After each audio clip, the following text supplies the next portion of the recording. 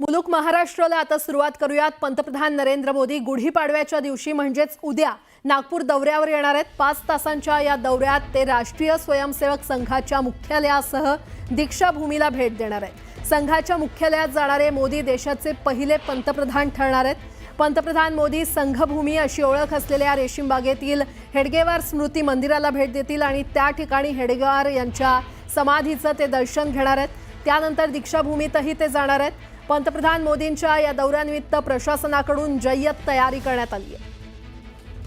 आणि या संदर्भात अधिक माहिती देत आहेत आमचे प्रतिनिधी उदय तिमांडे आपल्यासोबत जोडले गेलेले आहेत।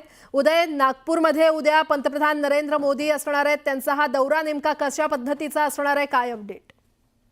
खरं तर पंतप्रधान नरेंद्र मोदी यांचा उद्याचा नागपूरचा दौरा जो आहे तो ऐतिहासिक असणार आहे। कारण पंतप्रधान झाल्यानंतर नरेंद्र मोदी हे पहिल्यांदाच नागपूरमधल्या संघ कार्यालयाला भेट देणार आहे। सोबतच नागपूर इथं असलेल्या दीक्षाभूमीला जे आहे ते देखील भेट देणार आहे। दीक्षाभूमीला याआधी 2017 मध्ये नरेंद्र मोदी यांनी भेट दिली होती आणि आता 8 वर्षानंतर जी आहे ते पुन्हा एकदा पंतप्रधान नरेंद्र मोदी यांची दीक्षाभूमीला भेट होणार आहे। खरं तर नागपूरमध्ये माधव नेत्रालयाच्या विस्तारित इमारतीचा उद्या भूमिपूजन सोहळा आणि त्या सोहळ्याच्या निमित्तानं जे आहे ते नागपूरमध्ये नरेंद्र मोदी येतात।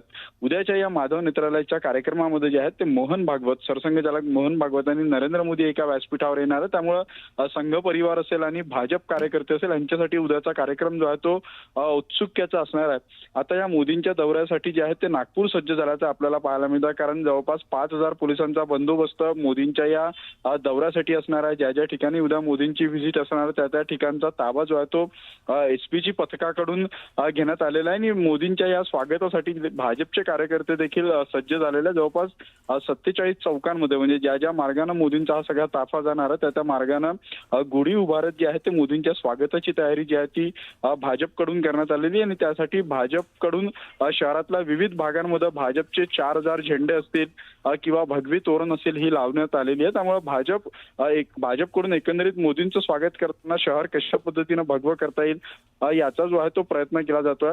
आणि ज्यावेळी मोदी उद्या नागपूरमध्ये येईल त्याचा राजकीय फायदा कसा भाजपला घेता येईल या दृष्टीने देखील भाजपनं नियोजन केलेलं आहे। प्रशासनाकडून जे आहे ते मोदींच्या दौऱ्याची जवळपास सगळीच तयारी पूर्ण झालेली आहे। आज मोदी ज्या मार्गाने जातील त्या मार्गावर कॉन्वॉयची जी आहे ती रंगीत ताकील घेण्यात आलेली आहे आणि एकूणच नागपूरमध्ये जे आहे ते आता प्रशासन सज्ज झालेलं आहे। त्यामुळे उद्या सकाळी मोदी येतील आणि नागपूरकर जे आहे ते मोदींना पाहतील असं चित्र सध्या उद्या वेळोवेळी अपडेट घेत राहू। तुर्तास धन्यवाद या सविस्तर माहितीसाठी।